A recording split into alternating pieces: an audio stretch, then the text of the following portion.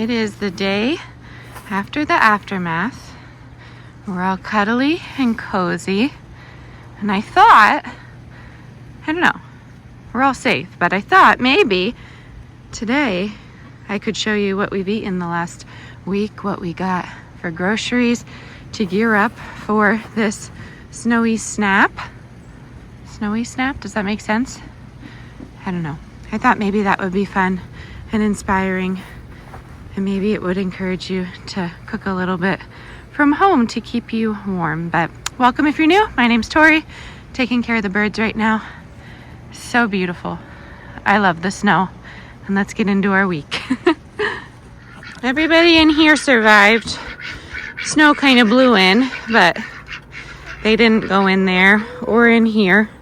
We did not use a heat lamp. It's just dangerous. The ducks are fighting over more water though. Is everybody okay? All right, super excited. This just came to my doorstep, which is pretty incredible. This is from Miller's Biofarm here in Pennsylvania. I'll have all the links you need in the description box, but I'm excited. You get a free spoon with your order, which is really cool. Love it. Inspiring healthy generations. We have some of their apples, the Pink Ladies, and all their packaging is super awesome. Compostable, recyclable, all the good things. I just really love it. And then we have raw wood smoked cheddar. The regular cheddar was sold out for good reason. I've actually had it before and it's so yummy, but they were sold out. So Wild for Salmon actually is something that I've had before and I love it, and they sell it there. So this is a good one. We have ground beef. I got the 3-pack, but there are multiple ways that you can go for it. And then we have beef cubes. So really excited about that. Some local honey. Thank goodness. 6 season. Perfect. We have some cider from their orchards. Really cool. And then we, of course, have some raw cow milk and then some half and half. A lot of people have questions about the cats and dogs situation. It's just how it's sold here in PA, but we will be consuming it.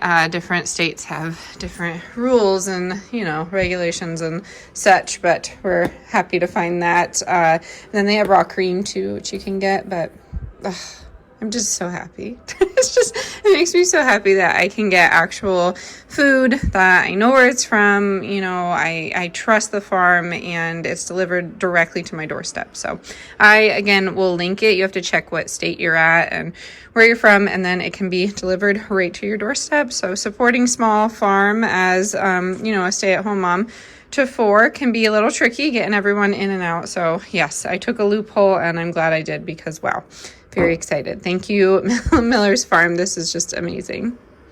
Alrighty, so I do have a little audience behind the scenes here. I apologize for any background noise. I know most of you understand. This week was super meat heavy just because of that delivery, but we've really been moving into that. We have chicken, but it was frozen. So Y is making us some shepherd's pie with venison from my brother's deer. And then we just topped it with mashed potatoes and some cheese. We've been really trying to do low light at nighttime. And it just helps, reset the mood, circadian rhythm, all the things. But so here I am by candlelight, a toxic candle. So maybe that's just balancing each other out. But the shepherd's pie was good regardless. And then the next night I needed something quick. So I did diced potatoes again. I had these burgers in the refrigerator. And we did like a creamy Salisbury steak. So I just baked that all together in the oven. Did a little brown sauce with Worcestershire and some of the drippings. I did some onions in there from our little makeshift cellar. This was actually from my mom's garden, my stepdad's garden up north. So he brought us down some onions. We put some butter in there, a lot of black pepper, and called it good. Those potatoes came out super tender. You could mash them if you wanted, but I just served it with some white rice and corn. I know a lot of starches, but we were really trying to just go through what we had on hand just in case the power went out, because you never know. So I'm in this like constant state of, do I need to grab the food quickly or do I have time to do low and slow?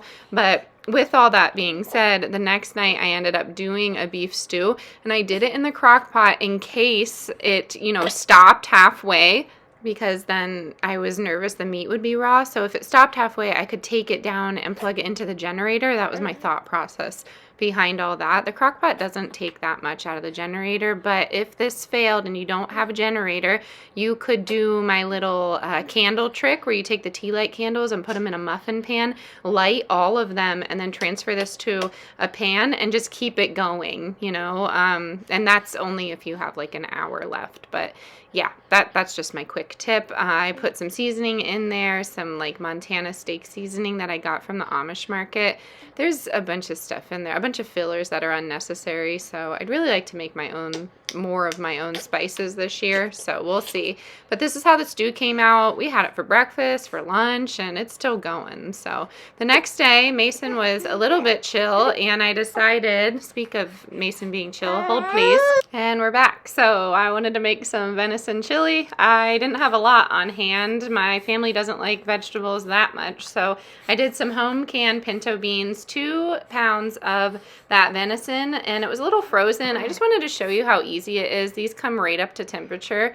And I did some diced rotel, like the Walmart brand, again, those pinto beans, and then I put enchilada sauce with it so my husband can put it in a burrito or over nachos, into some pasta that I prepped. Really, I'm not exactly sure how he likes it the best. I know we've been together forever and I should know, but I just wasn't sure. So I was trying to give him options for the week. He still has to work, and this is my, way to say, I hope all of you are safe out there. I know a lot of us got a lot of snow and we had to go into work at ridiculous hours of the morning. So if you're a first responder, we appreciate you. We are a first responder family, and, we always joke, but he's doing good out there, and we appreciate all of your support. So I'm just happy and proud to have somebody that wants to help, who genuinely wants to help, because that is so important. So anyways, I had some leftover tomato sauce, I had some Worcestershire, and then some water. Mix that all together and just put it in the stew. Honestly, I wasn't sure where I was going with this, but I felt like it was easy. And then we topped the night off, this night at least, with some hot cocoa, and I tried to do the snow ice cream. So I just put some salt on the snow, and then in my container I put heavy whipping cream, some raw milk. I did an egg yolk. I did a little bit of cocoa powder and some maple syrup, and I mixed that together in the snow, and it came into more of a frosty consistency, but it was good. So yeah, we had the hot cocoa, we had the ice cream, and it was delicious. So I'm just showing you how I make my hot cocoa mix. I have cocoa powder, I do the milk powder, the shelf-stable milk powder, and then I do some powdered sugar. Mix that together with a touch of water, and then I heat it up, and we go from there. I've also been really loving making like a protein powder cold foam, kind of inspired by Starbucks, but less sugar. So I use the Just Ingredients chocolate protein powder, and I mix that with heavy cream, and then I whip it together, and I top, basically anything. Our coffees with it. Sometimes I put it on ice cream for the kids. Sometimes we just eat it plain, but it's a good way to get in some protein for the kids. They think it's a sweet treat when really I think it's sweetened with stevia. Too much stevia you don't want to go with, but honestly, I feel like we're doing good. So I wanted to share all those with you. If you have any questions about specific recipes, let me know. I will try my best to type that out to you. Again, I hope everyone is well wherever you are. I appreciate every single one of you sticking with me here in this season of motherhood and just showing up in the comments, because wow, this community really makes me feel like my hope in humanity is restored, if that makes sense. So anyways, be safe out there, and I will catch you soon with some more recipes or whatever you want to see. So let me know in the comments. As always, stay adventurous, stay creative, and I'll catch you soon. Bye, y'all.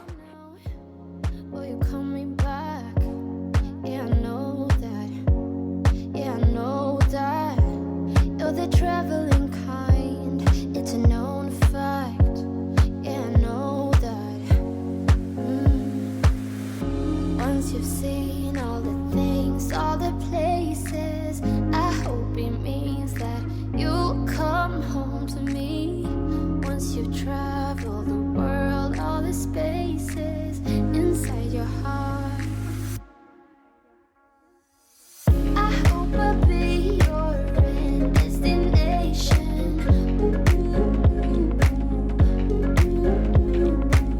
I hope I'll be your life-changing sensation.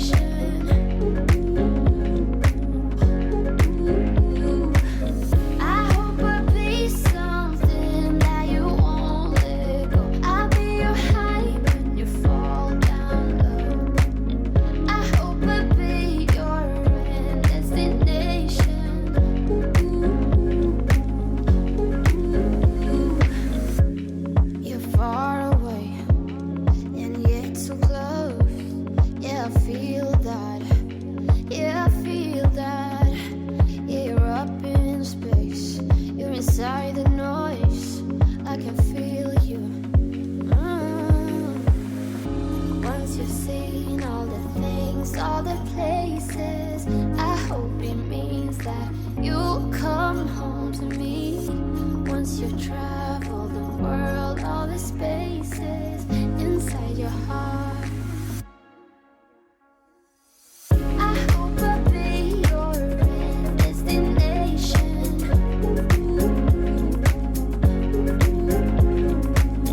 I hope I'll be your life-changing sensation.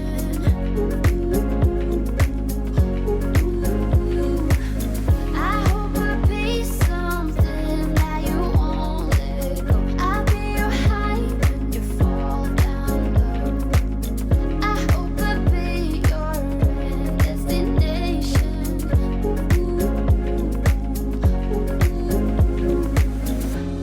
You're gone now, but you're coming back.